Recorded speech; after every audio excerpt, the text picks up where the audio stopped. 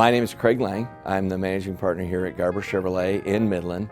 Today we're going to talk about EVs and hybrids and kind of define the differences between the two of them. Key points about EVs, and EV stands for electric vehicle, is a sole battery powered vehicle. They're plug and play. And by that I mean you plug them in after you drive them to make sure you have the best amount of travel available in that battery.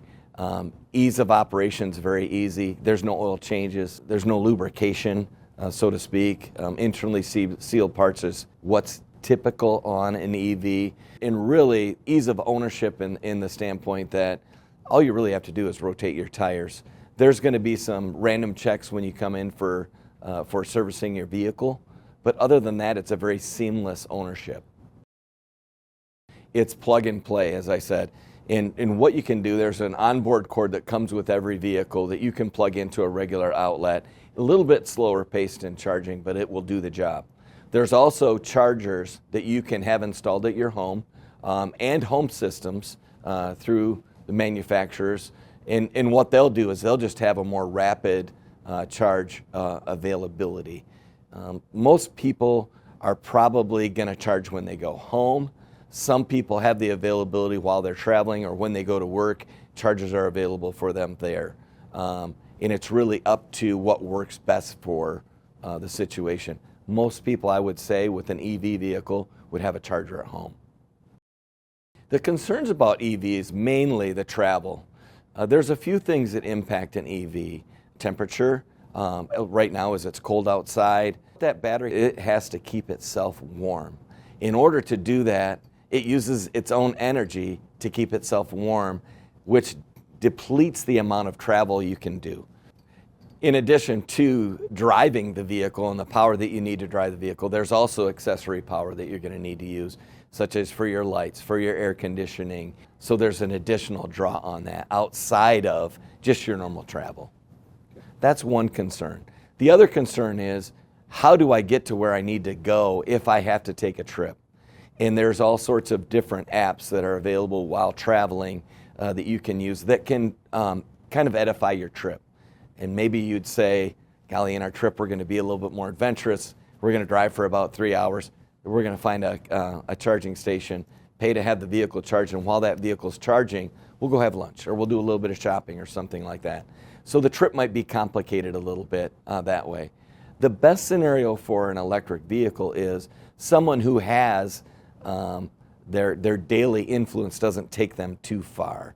In other words, if they had to go more than 100 miles away and back, they might want to start to think about, what's my backup charging plan? It complicates it a little bit. However, some of the vehicles that are coming out now, such as the Silverado, have over 400 miles of range. Now again, there's some temperature fluctuation with that. On a beautiful 70 to 80 degree day, it's not going to have as many issues. And you could probably have a more extended drive. On a very, very cold day, in the teens, sometimes zero, you're going to really deplete the amount of circumference you can, let's say, or radius you can travel. Key points of hybrids would be mainly the fact that hybrid has a little bit more extended range and is a lot more flexible. A hybrid has an onboard generator powered by a fuel cell, fueled by gasoline or diesel or whatever the choice would be, mostly gasoline right now. That generator is the propulsion that goes through the battery system to drive the car. Typically what happens is you'll drive on your battery until the battery is at a low point where it can't give you any more energy. Then it will transfer over to hybrid, which would be fuel-centered power. And that's where the flexibility is in.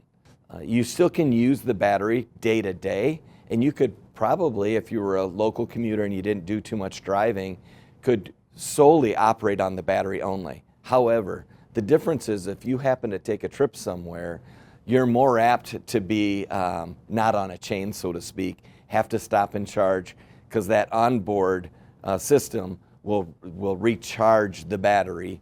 Hybrid is highly adaptable. It still fits the needs for people that want to be energy conscious, so to speak. and it really is a lot more flexible. And we're starting to see some manufacturers trend in that area right now. Not to say that the EV will ever go away. EV works for a lot of people. For the people that are commuting back and forth to work every day and they don't travel too far, maybe a 40 to 80 mile distance or so, it's very practical. What we're seeing is most families right now are buying two vehicles. They're buying an ICE vehicle, the internal combustion engine, and they're buying an EV. The nice dual purpose to that is very simple.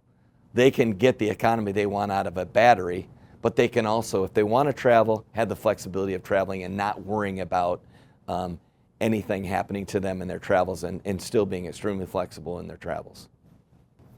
The incentives right now, and this is where there's a lot of confusion out there, with the new president coming in, President Trump, he's kind of announced that he's going to make some adjustments to this. First of all, there's a lot of things that have to happen for that to happen. But there still is a $7,500 credit right now. Will that change? Nobody knows. And then there's manufacturer incentives. Manufacturer incentives are solely based on how many vehicles are being sold and how much inventory is in stock. Right now, there's a pretty plentiful stock right now. So we're starting to see a little bit more manufacturer push in that area right now. And you can see incentives up to $3,000 to $5,000 on these vehicles, in addition to the tax incentives. Yeah, there's a lot of choices these days and where you can get information, and I always really suggest you talk to somebody that is a current EV owner. They're going to give you some realistic guidelines and some experiences they've had that are real time in real life situations that will probably help you make a decision. Is EV for everybody? I think it can be. But again, as I talked about before, you have to be fairly adaptable if you are a two-vehicle family. And I think the best way to accomplish that sometimes is get the best out of the energy you can get in an EV, and then also have a backup plan to be able to do what you want to do without restraints. But try to talk to other people that have been in the situation before, previous owners. Talk about hybrids, talk about the options that are out there. And there's several manufacturers that are doing a lot of things right now in this area. And it's really something that has a size for everybody.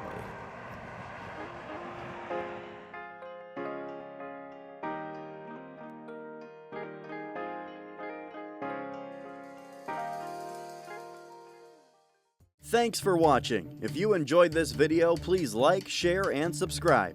And make sure to click that bell icon to stay notified when we upload new content. Videos like this are only possible because of viewers like you. To help support this channel, click on the link in the description below. We'll see you next time.